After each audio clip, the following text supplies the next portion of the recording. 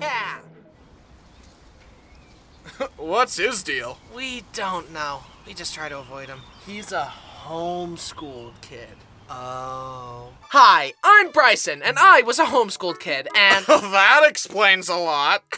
How did I not see it earlier? See? Told ya. Thank you. Hey, rude! There's such an unfair stigma against homeschooled kids. Everyone just thinks we're weird and cringe, but most homeschooled kids grow up to be well-adjusted members of society, and we're also usually smarter than average. Usually. Weird homeschooled kid is a reductionist stereotype that puts people like me in little boxes. You did pick the right box though, I will admit. Looks like I do fit the stereotype there. Add it to the list right under dumb blonde. I was homeschooled until the 6th grade, and in all honesty, it was a great fit for me. According to this personality test I took, I am 96% introverted, so the calm of my home was a much better learning environment for me. My mom even had me try public elementary school, and I really didn't like it. Large crowds of people just inflict psychic damage on me or something. I'm pretty shy when getting to know people, and then all of a sudden, boom, I become the silliest goose of all time. You can tell how comfortable I am around you based on how annoying I'm being. There's a direct correlation there. Because of this, I've always had a small but very close circle of friends that I really connect well with. But when I was young, I didn't know how to make friends, so I was given a pre-packaged, parent-approved circle of friends because our moms were friends and they'd get together and let us Rugrats play. Hey guys, let's pretend we're wolves! Yeah! Luckily, I grew out of this, unlike some of you. My mom did a great job teaching me. She made learning fun with field trips and games, and the one-on-one teaching worked very well for me. I couldn't do what she did. I'm horrified by how quickly my future kids' math homework will be beyond my knowledge. Instead of experiencing the rite of passage of crying at the kitchen table as their dad tries to help them with their math assignment, they'll have the unique experience of crying with their dad about the math assignment. What is 7 times 6? I'm genuinely asking. I don't know what it is. I don't know! Another thing that amazes me about my mom is that whenever we had to move, she would plan these amazing cross-country road trips and make a vacation of it. We saw Mount Rushmore, Yellowstone, the Liberty Bell, Four Corners, Redwood National Parks, and all kinds of fun stuff. I can't imagine planning a big trip like that while raising 5 kids, teaching them how to read and do math, feeding them, and keeping them from fighting. And to make things worse, she didn't even have GPS. She had to print out directions from MapQuest and just pray that she wouldn't make a wrong turn and get lost. I could not have survived that. If there isn't a blue line showing me exactly where I need to go, I simply won't make it to my destination.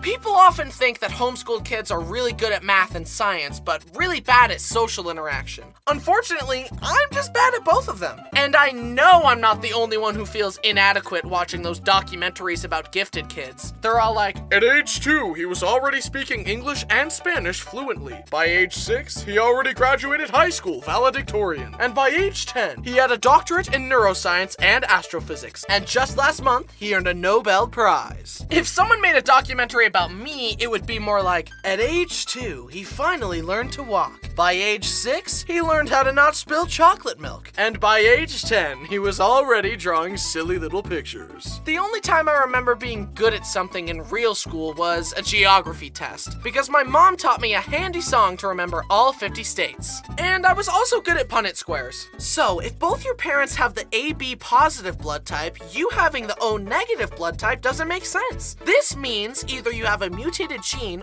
or your dad isn't really your dad. I may be a weird homeschool kid, but that comes with advantages. For example, could a normal person make this? Introducing the hamburger plush. Get it? And the ham with hair plush. I had so much fun seeing these ideas come to life in such high quality. And while you're checking them out, don't forget to grab your very own Hamination sketchbook. It's got some sketches of mine in there to get your creative juices flowing, and look what happens when you flip through the corner of the pages. Amazing. Use the link in the description to check them all out. Spending more time at home definitely helped develop my creativity. I was an imaginative kid by nature, but having art supplies, books, and toys while having access to a big backyard definitely nurtured my imagination. I seriously used to go outside and just vividly hallucinate that I was on a magical adventure. And when my friends came over to play, we would get on the trampoline and one of them would say, "Pretend the trampoline is a spaceship and that we're astronauts." And so far as I was concerned, it was real.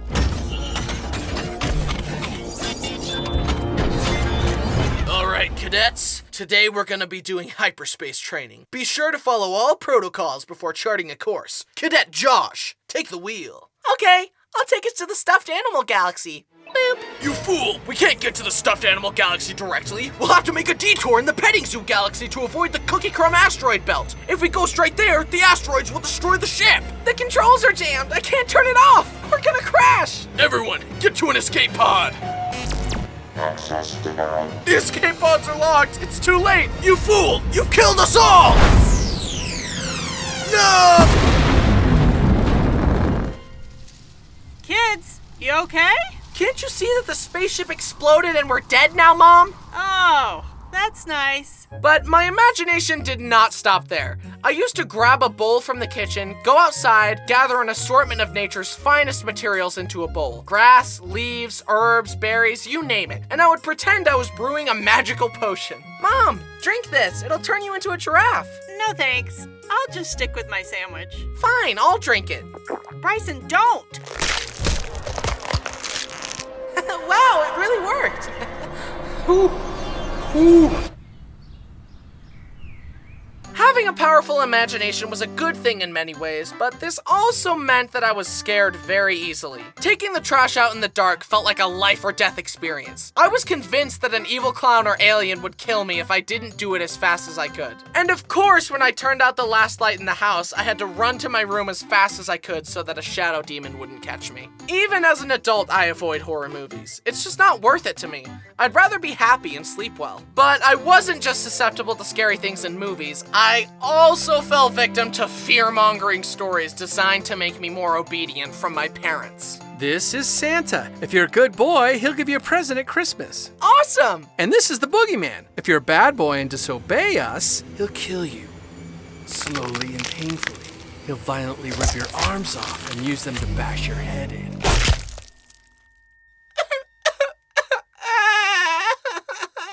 My dad really told me that if I played too many games on the GameCube, that it would take over my mind and I'd never be able to stop playing. This scared me to my core, and it's the reason I didn't start playing a lot of video games until I was 14. But there is something to be said about how good it was for me to play outside all the time. I am grateful that I didn't fry all my dopamine receptors with an iPad at age 5. Instead, I spent my time in glorious nature eating dirt. Having fictional fears that never came true was one thing, but even the real life stuff that I was scared of never came true. I honestly thought I would be on fire way more than 0 times. What's the point of knowing stop, drop, and roll if I never get to use it? Quicksand, tornadoes, the Bermuda Triangle, and piranhas haven't been an issue either. What I should have been scared of was housing prices and taxes. No one warned me about that. When I was 5, I was wasting my time watching Thomas the Tank Engine when I should have been investing in real estate. I probably could have purchased this house for 6 Lincoln Logs and a stick of gum, but now it costs $2 million. I'm such an idiot. But I digress. Plus, I'm not dead yet. The quicksand and tornadoes still have a chance to get me. While at school, my house, my teacher, my mom, would give me writing assignments. One of these assignments requested that I write a sentence with at least 50 letters in it, but I decided that was too hard, so to make it easier on myself, I wrote this. Look, Mom, it has 50 letters, just like you said. Even then, I was such a creative problem solver, but for some reason, my mom called it cheating. My mom even sent me to this art class at this lady's house with my friends, and she gave us all kinds of fun projects like paper mache, watercolors, and collages, etc. I'm so glad I developed a love of art at such a young age, because art is such an amazingly fulfilling hobby, and I'm so lucky to be able to do it as a job. And now, I have an amazing superpower. I can imagine anything I want and make it real by drawing it, see? But one of my art projects backfired badly. I decided that the next time I visited my friends that I wanted us all to pretend that we were Sonic characters. My brother Brody had shown me how to draw Sonic, so I drew a bunch of Sonics with different props and different colors. I basically drew a bunch of Sonic OCs. Do not steal. And I wanted to staple the papers together into a book so that I could bring it to my friend's house and we could all pick which one we wanted to pretend to be. I grabbed the stapler and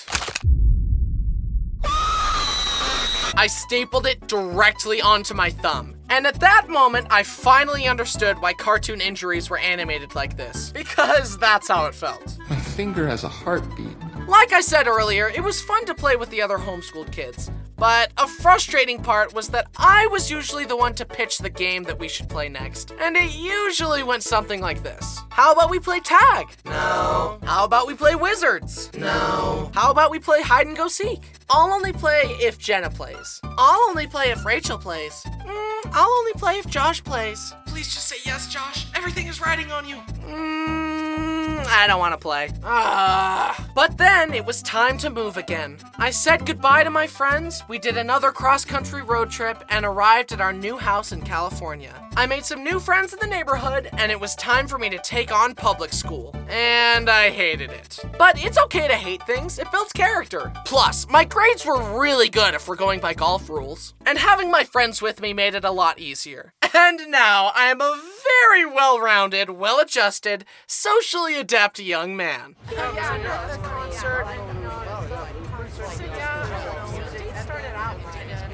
Yeah, me and my cousin were hanging out, and we built a Lego set the other day. You like Lego? I love Legos. Did you know that Lego was invented in 1932 in Denmark by a man named Ole Kurt Christiansen? Originally, they were just wooden toys, but eventually they started making interlocking plastic bricks to create a system in which all their toys could be linked together. Despite many hardships, including their factory burning down, Ole and his family persevered and continued to manufacture the unique brick system. Then in 1978, the Lego minifigure as we know it was created. Minifigures are a high-value collector's item. In fact, a recent study showed that buying Lego sets was a better investment than the stock market because of how well they hold their value. This means that buying and building Lego sets isn't just a fun hobby, it's a smart way to use your money.